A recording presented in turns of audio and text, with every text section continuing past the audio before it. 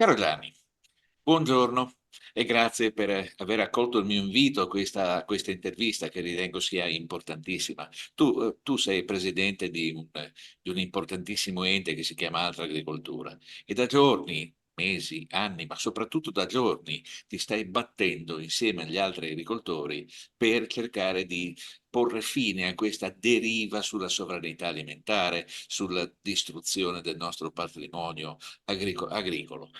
L'Italia, tra l'altro, non è una nazione famosa per essere una nazione industriale, anche se sarebbe capace di esserlo. Lo siamo ancora, ma all'estero, non qui. L'Italia sicuramente è una nazione che ha delle capacità in agricoltura straordinarie. Non devo dirlo io, cioè tutti noi siamo orgogliosi dei nostri vini, dei nostri formaggi, dei nostri salumi, delle nostre terre. Ma cosa sta succedendo, Gianni? Tu che ti stai occupando e dedicando così tanto al problema. Eh, Sta succedendo, siamo a un punto ormai in cui è deflagrata la crisi, una crisi nascosta per molti anni, una crisi che trova una ragione profonda a partire dagli anni Ottanta nell'impatto fra il nostro agroalimentare e i processi della globalizzazione che sono venuti avanti. Apertura dei mercati, liberalizzazione degli scambi, da questo riorganizzazione delle scelte di politica agricola sia europea che nazionale. Permettimi solo una notazione.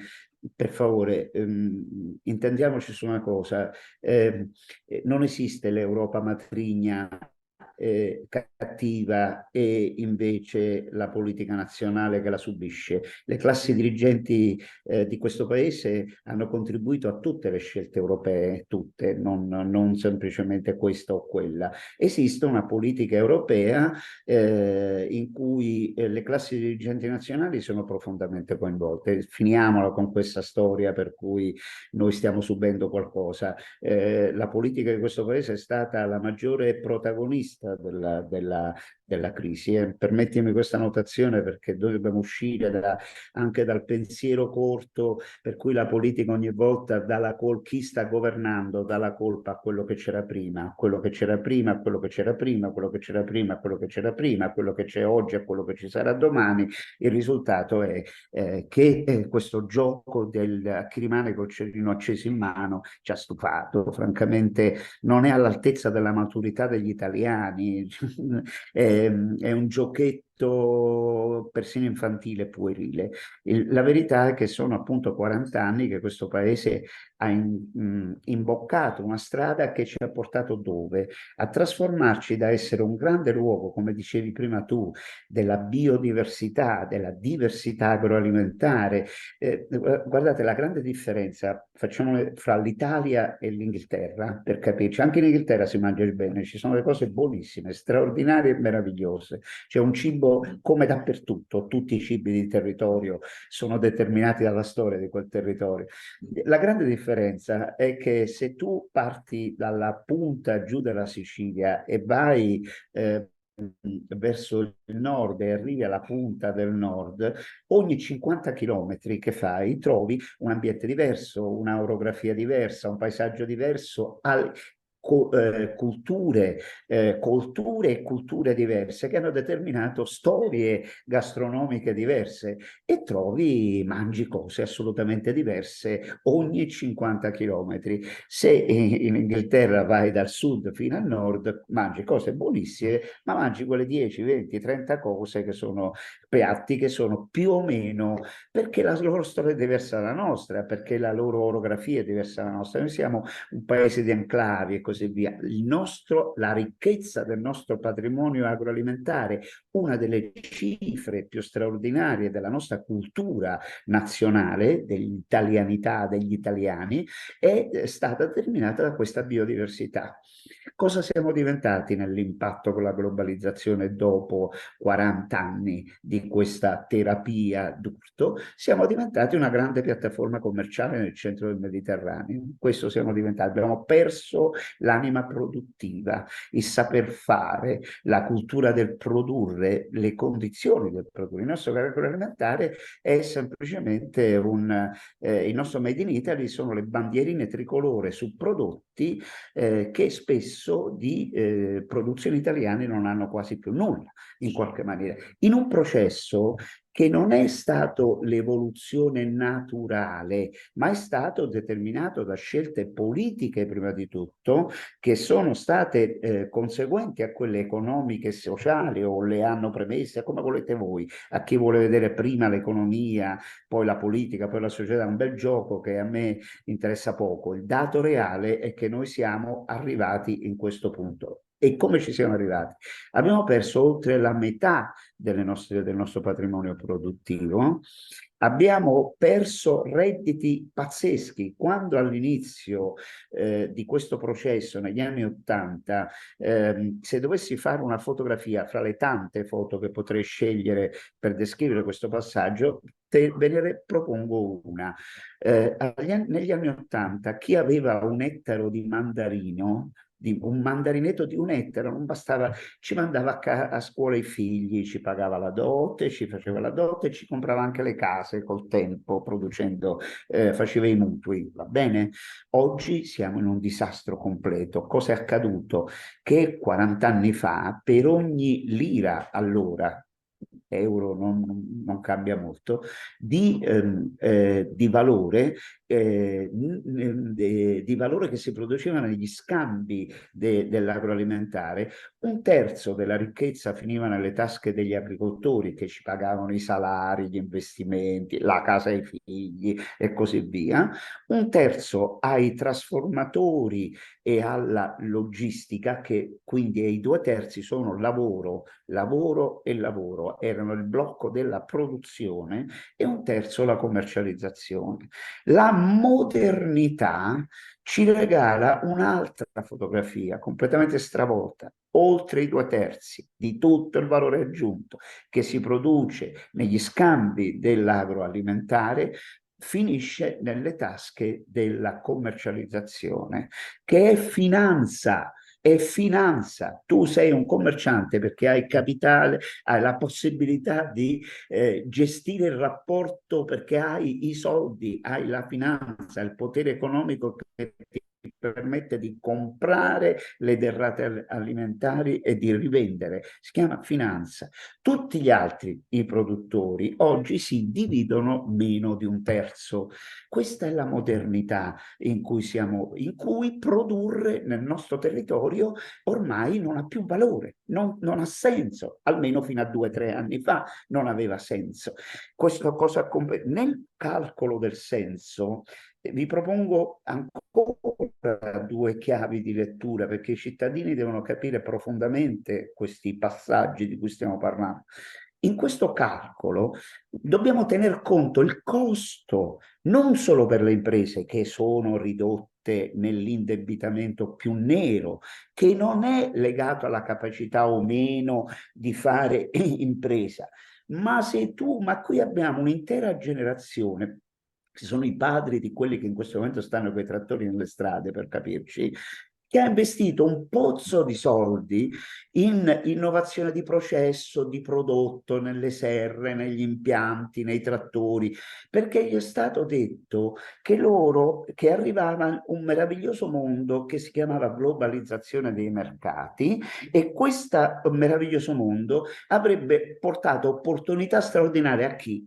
Non più agli agricoltori, i contadini proprio non lo facevano più già da tempo, ma agli imprenditori. Cos'è l'imprenditore? L'imprenditore è quello che investe i capitali, e quella generazione ha investito i capitali. Ma cosa sono i capitali in agricoltura? Sono i capitali, la ricchezza accumulata dalle generazioni precedenti sulla base del risparmio contadino e di un altro modello. Cosa ha fatto quella generazione? È andata in banca, ha pignorato, ha messo a garanzia dei mutui e degli investimenti le terre, i beni, gli animali, i mezzi accumulati dai padri, dai nonni, dagli zii, lasciati loro in eredità. sulla base dell'idea che l'imprenditore ora, finalmente, con la globalizzazione, era meravigliosamente messo nella condizione di poter operare. Cosa è accaduto? È accaduto che tutti questi investimenti sono stati traditi, che il mercato non solo non ha più remunerato, non ha remunerato quegli investimenti, ma che è andato completamente da un'altra parte. E il dato è che noi oggi siamo diventati, quindi intanto non solo hanno pagato loro sulla propria pelle, no? Questi qui, ma l'abbiamo pagato noi, perché per ogni azienda che chiude nel territorio, noi perdiamo i presidi territoriali. Se chiudono in un territorio le aziende di quel territorio, perdiamo il lavoro di manutenzione normale che assicura per esempio i lavori contro gli incendi, no? Come lo paghiamo poi dopo? Le paghiamo perché dobbiamo pagare un pozzo di soldi per i Canadair, per cosa che invece prima era garantita dai contadini e dai pastori che facevano i normali lavori di manutenzione della terra, oltre che assicurare il benessere producendo cibo per i cittadini. Se desertifichi il territorio delle attività umane, perdi i presidi territoriali, lo paghi in termini di dissesto idrogeologico, con tutti i costi che tutto questo significano, ma poi lo paghiamo anche per un altro motivo, con un altro motivo, che è l'ultimo ragionamento che voglio molto sottolineare. La classe dirigente che ha perseguito questi obiettivi sapeva a un certo punto come ha tentato di compensare la perdita di questa capacità competitiva del nostro sistema, no? Messo nella competizione con paesi dove invece in realtà si produce e si produceva con costi enormemente più bassi, con gli incentivi comunitari. Noi siamo diventati un grande sistema di assistenzialismo, non c'è una impresa nazionale italiana che possa continuare a reggere senza l'iniezione di soldi pubblici, che sono sottratti dalla disponibilità pubblica, che sono i soldi nostri, che sono i soldi pubblici. Quindi questo disastro, fino a 2 o 3 anni fa, era un disastro denunciato da molti, noi prima di tutto, ma inascoltato. Inascoltato. Ora siamo arrivati al colmo e siamo arrivati a una precipitazione dei problemi. Siamo arrivati al barile che non ha più nemmeno il fondo per raschiare, per essere raschiato. Siamo arrivati con un'accelerazione pazzesca dovuta a 1000 questioni. Non regge più, non c'è più. Una volta le imprese agricole si reggevano sulla base della consapevolezza che un anno facevi reddito, un anno così così, un anno perdevi. Dentro questo equilibrio che era legato soprattutto ai cicli ambientali, no? Al rischio di lavorare Oggi hai un'unica certezza, che perdi solo, perdi sempre e perdi comunque. Ormai è diventato un problema enorme ed è precipitata perché evidentemente anche per le scelte in questo momento della politica agricola europea. Voglio essere chiaro su questo, poi magari facciamo un ragionamento altro, cambiamo un po' il ragionamento forse per non tediare troppo chi ci ascolta. Cosa è accaduto concretamente in questi giorni? È accaduto che l'Europa ha diciamo, dettato tempi e modalità insostenibili per le aziende, soprattutto imponendo loro una serie di parametri e di passaggi legati a quella che definiamo transizione ecologica. Io voglio dirlo subito. Ci vuole più transizione ecologica, ci vuole più green, ci vuole più capacità di partecipare. I primi che sanno che subiscono i danni del cambiamento climatico e dell'inquinamento ambientale sono proprio gli agricoltori, gli allevatori e i pescatori che pescano nel mare, perché qui fra bombe d'acqua, bombe di calore, grandinate, siccità, alluvioni, tu non puoi fare più un'annata agraria che stai un attimo tranquillo con te stesso a provare a lavorare. Qui è diventato un disastro, ma Non è possibile immaginare che questa operazione si possa fare con i tempi e le modalità in cui è stato imposto, che è stato imposto agli agricoltori. Io sono il presidente onorario di Altra Agricoltura, Confederazione per la Sovranità Alimentare e per l'agroecologia. Quindi noi siamo i primi che lavoriamo sull'idea della conversione agroecologica, e però dobbiamo fare a capirci. Se tu hai un problema che si chiama peronospera che ti distrugge i vigneti e tu mi impedisci di utilizzare un principio attivo dannoso per l'ambiente, io sono felice, ma mi devi dare l'alternativa. Perché se non mi dai l'alternativa, mi stai dicendo che devo estirpare il vigneto, soprattutto se poi non regoli il mercato. Cioè, se i cittadini vogliono l'uva e l'uva non gliela posso dare io perché tu mi hai giustamente detto che non devo usare, io vorrei la chimica e quel principio attivo dannoso, potenzialmente o realmente dannoso per la salute, e poi mi fai arrivare sul mercato i prodotti dell'agricoltura delocalizzata, perché prodotta dalle multinazionali, prodotta dai nostri capitali, che sono andati a produrre in Tunisia, in Marocco e in Algeria, dove usano quel principio attivo che tu qui mi vieti, e allora dimmelo subito che vuoi che io devo chiudere, perché come dire cosa?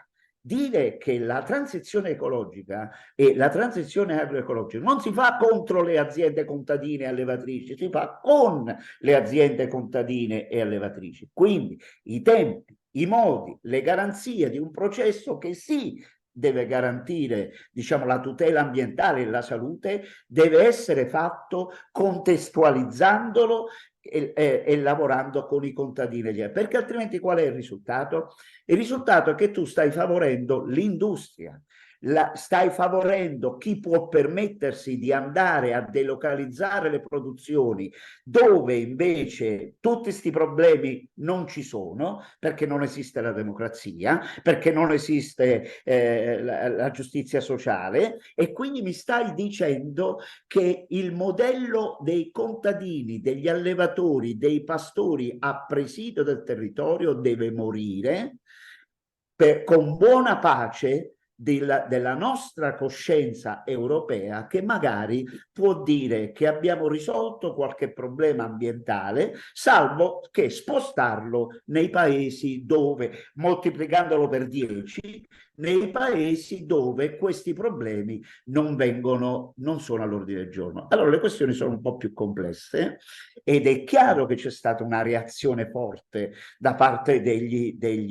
agricoltori, soprattutto di questa giovane leva nuova, i figli degli sconfitti della generazione precedente, che oggi di fronte a padri che stanno lì attoniti, frastornati, ricattabili dal sistema degli incentivi e dal ricatto delle prebende pubbliche, loro unica ancora di salvezza, questi guardano a futuro, hanno un'aspettativa di vita di fronte. Noi abbiamo il dovere straordinario di cogliere questa ricchezza, e anche abbiamo il dovere straordinario di non sprecare l'occasione, perché questo nelle strade non è ancora un movimento, è un moto popolare, una reazione facilitata dalla nuova società della comunicazione, che ha mostrato ai nostri giovani come altrove c'era una reazione e ha innescato un meccanismo, e però questo non basta. Perché con lo stesso meccanismo oggi, non so se hai notato, improvvisamente da qualche giorno sono sparite le immagini dei trattori nelle strade, delle manifestazioni. Io vi posso garantire che gli stessi trattori continuano a esserci nelle strade, solo che fino a qualche giorno fa erano l'apertura di tutti i telegiornali. Adesso, diciamo, è una notizia che va in coda, quando addirittura non è completamente cancellata. Allora, Mammi, ti chiedo scusa, ma purtroppo 2 minuti ancora, dopodiché dobbiamo chiudere. Quindi io intanto ti ringrazio perché hai fatto una disamina straordinaria. Sono riuscito a capirla perfino io. E quindi pensa a te. So che domani hai un appuntamento importantissimo al Ministero perché presiderai un tavolo Io ti inviterei a ritrovarci magari fra qualche giorno quando lo vorrai, perché vorrei chiederti questo tavolo com'è andato.